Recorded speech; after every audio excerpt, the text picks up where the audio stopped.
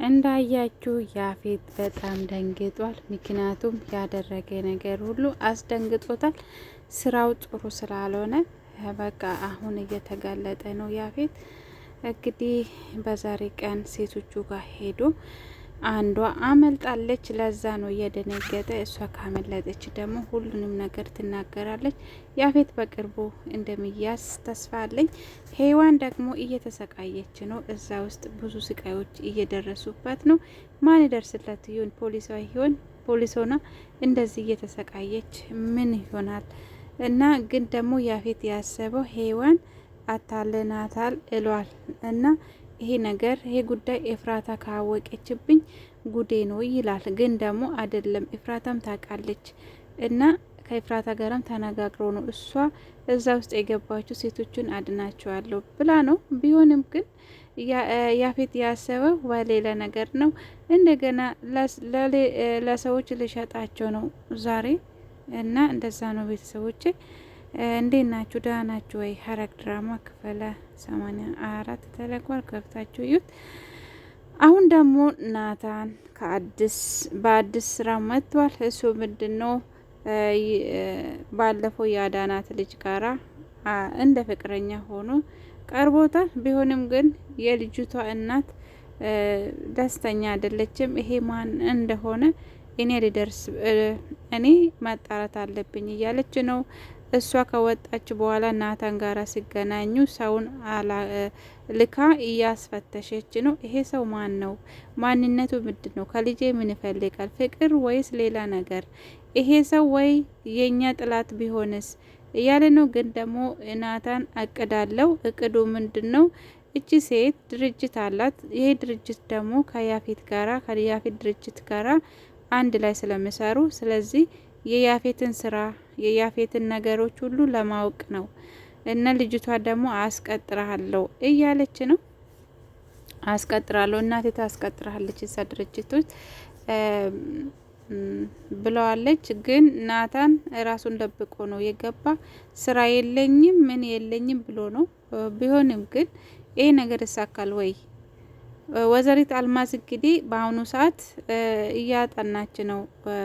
ናታን ማን እንደሆነ እያስጠናች ነው በሰው። ግን ልጅቷ ደግሞ በፍቅር የወደቀችው ይመስለኛል። ናታን በጣም ወዳለች። ናታን ግን አይደለም፣ ኤፍራታ ብቻ ነው እሱ የሚወደው። ግን መጨረሻ ላይ ልጅቷ እንዳትጎዳ ብዬ ነው እያሰብኩት። ኤፍራታ ደግሞ ናታን ከኔ ተስፋ ቆርጧል። እንዴት ነው ናታንን ድጋሚ ማግኘት የምችለው? የድሮ ናታን አይደለም እያለቻት ነው። ቤዛም እውነት ነው የድሮ ናታን ማልቀስ፣ ማዘን፣ መሰበር ነበር። የአሁኑ ናታን ያው ቤዛ ወንድ ይሁን እንዳለችው ወንድ ሆኖ ተገኝቷል እና ስራ ይሰራል፣ ይወጣል፣ ይገባል፣ ይስቃል፣ ደስተኛ ይሆናል። ጭራሹንም ስለ ኤፍራታ ማሰብ ወይንም ሌላ ነገር ትቷል። ለእህቷ ስል ብቻ ጠንካራ ሆኖ እየሰራ ነው።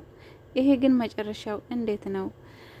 እንግዲህ ናታን ይሄ ተቀናቃኝ ነው ከያፌት ድርጅት ጋር ብሎ ይሄ ነገር ውስጥ ገብቷል። መጨረሻ ምን እንዲሆን አይታወቅም። ሌላ ደግሞ ሉሊት ችግር ውስጥ ናት። ምክንያቱም ያፌት ያዘዛትን አላደረገችም። ምክንያቱም የሆነ እቃ የገባ እቃ የተሳሳተ እቃ ስለሆነ ያፌት እዛችሁልኝ አምጡ፣ እንደውም እጇን ቆርጣችሁልኝ አምጡ እያለ ነው። አመልጣ ነው ሮጣ ወደ ቤት የገባችሁ። ቤዛን እየተለማመጠች ነው። እኔን ደብቅኝ እያለች ነው። እንግዲህ ያፌት ማን እንደሆነ አሳያለሁ፣ አለቃዋ ያፌት እንደሆነም አሳያታለሁ እያለ ነው። እንግዲህ ያፌት ሉሊትን ለመጉዳት ወደ ኋላ እንደማይመለስ አውቃለሁ። ምክንያቱም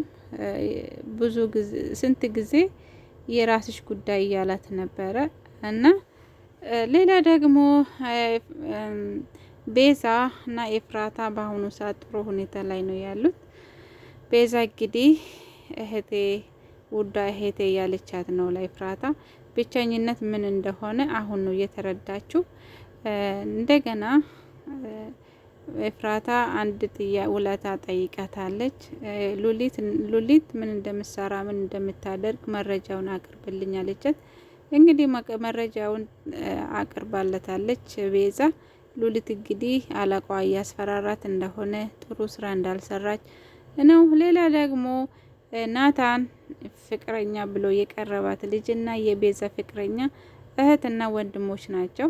ይሄ መቼም እንግዲህ የተደበቀ ምስጢር ይኖራል ብዬ አስባለሁ።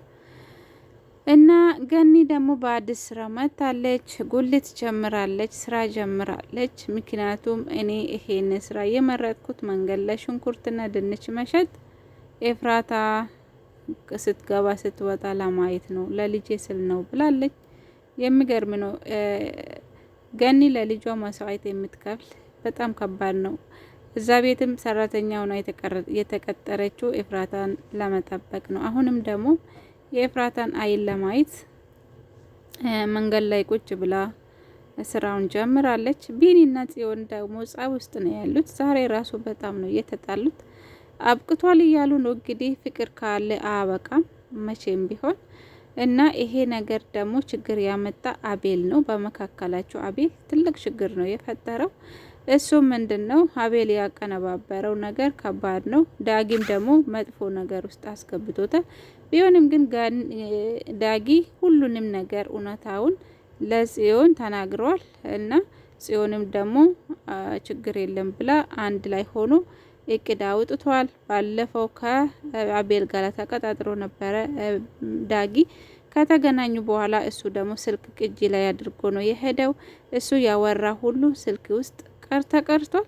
እንግዲህ የአቤል መልስ እንደዚህ ነበረ ሲያስፈራራው፣ እኔ ያው ዳጊ እኔ ያደረግከው ነገር ያሳፍራል እና ለቢኒ ሁሉንም ነገር እነግረዋለሁ አለው። እንግዲህ ፎቶም ኤዲት ነበረ። ጽዮን መሳም ሳይሆን በጥፊ ነበር የመታችው። እሱ ግን ጽዮን እንደ ሳመችው አድርጎ ነው ኤዲት ያደረገው። ቢኒ እሱ ሲያየው በጣም ተስፋ ቆርጧል። በአሁኑ ላይ በጣም አዝኗል እና ጽዮን በቃሽኝ እያላት ነው። ለዛ ነው አሁን እኔ እንደወጋው መቼም ቢሆን አያምንም ያፌት ስለማያምን፣ ስለዚህ ለእህቱ ስል ዳጊ ነው የወጋ ብዬ ብነግረው ማን ያምናል? እኔ ወይስ እሱ?